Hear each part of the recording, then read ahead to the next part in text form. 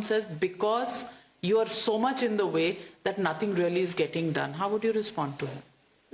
Assume that we were in the way. That is why we were able to lift the economy back to position from fragile 5. Our banks have been brought back to good health.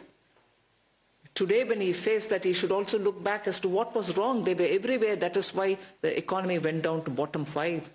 There was policy paralysis. They were wiser at that time to do all that. Let me ask you about the question that many people are asking, that you promised 11 lakh crores for capital investment. The revised estimates show that only 10 lakh crores were spent.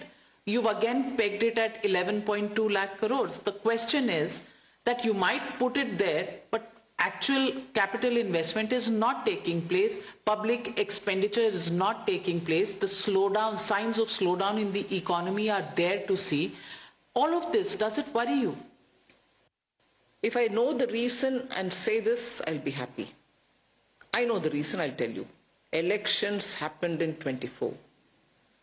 Q1 and Q2 suffered because of that, because administration couldn't push the capital expenditure allocations which have been given. Even in spite of the elections, even in spite of 2 quarters getting affected, in comparison to the target of 11.11, we've touched 10 at least. And we'll make up one more. You have a couple of days more, few days before the year ends. I mean, whole March is there. Despite that, we have said the coming year we will give 11.2. That's not a shortfall. That's not a reduction. It is still growing, right? Compared to the RE, it's 10.2% more. You think the growth slowdown will be addressed? Of course. So you think it's a temporary blip? Are you still convinced? Because elections had come in the way of regular government expenditure towards capital assets. Let's not forget that.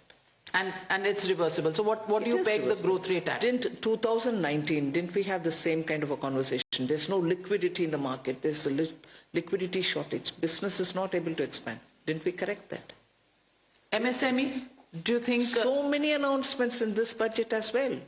But the opposition says that that is where employment has to come. The fact that there is high unemployment is because the MSME sector isn't able to come out of, the paralysis that happened post-demonetization. Have they spoken to the MSMEs? No. They are building a narrative for their convenience. Every demand of the MSME since COVID is being addressed. In fact, during COVID, during the moratorium that no MSME should suffer, it was we who designed the emergency credit guarantee, liquidity guarantee scheme. And it was a successful scheme. Congress party can speak about every section as they want, just as they're speaking about artificial intelligence now. Caste census. Caste census now. And just as they say, oh, China's growing, and that's where he went and wanted to copy perhaps what China's doing and signed an MOU. Has he ever told you what is in that MOU? What did they do in China with that MOU? But you're the government. You raid everybody. Why can't you raid him and find out what's there in the MOU? First of all, it's bail and other things they have to answer. How many of them are in bail outside of, imprisonment? Yeah, but... So they should answer the public as to why they have come out in bail, why they had to seek the bail, what is the offence for which they've been pulled up by the court. There are so many things they have to answer. Leave me going after them. Let me ask you, Telangana has come out with a caste census, and Rahul Gandhi today in Parliament has also said that 56% of Telangana's population is from the backward classes. What do you think, is the policy that you would come out with this? Because he says in your halwa ceremony, nobody from the backward class is there to click. Is that why pictures were not clicked and, more and more people from backward classes? I asked some questions of Rahul Gandhi even the last time when he spoke insensitively about the halwa ceremony. I told what importance it has for those people who get locked in the cellar of the Ministry of Finance for 8 days preparing the budget. And for him to have trivially spoken about it was an insult to those people. But I asked him some crucial questions. He hasn't bothered to answer it. How many SCs and OBCs are in Rajiv Gandhi Foundation? How many SCs and STs are running his family trusts? So if he doesn't have the courage to answer these, he should stop pontificating on these. Caste, like earlier, Mrs. Indira Gandhi's time onwards. Poverty, eradicating poverty, poverty. Now he wants to go on playing on caste and caste and caste. They did nothing for removing poverty. They will do nothing for eradicating problems related to caste.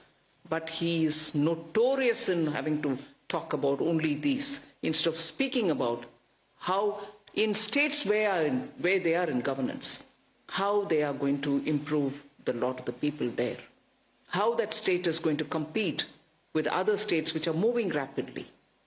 On his new pet theory, artificial intelligence. Tell me if Karnataka and Telangana are benefiting from artificial intelligence, what have they done about it? What is Rahul Gandhi's advice to them? Well, Nirmala Sitharaman, as always, feisty. I want to ask you, you've set a record with the presentation of 8 budgets consecutively. Do you feel it's an achievement at the end of the day, or do you still feel miles to go before we sleep? None of that has sunk into me. I'm just going about my business. And what business is that? The responsibility given by Honorable Prime Minister and the party. And if you were to be asked, what do you want to do next? What would you say? I have an interview next. I have to go for that.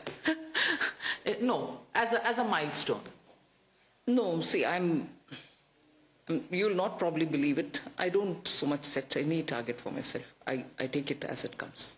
But people without targets, just like budgets without targets, mean nothing. No, if you strongly believe that there is a force above you which is leading you somewhere, you'll go along. And that's what I do.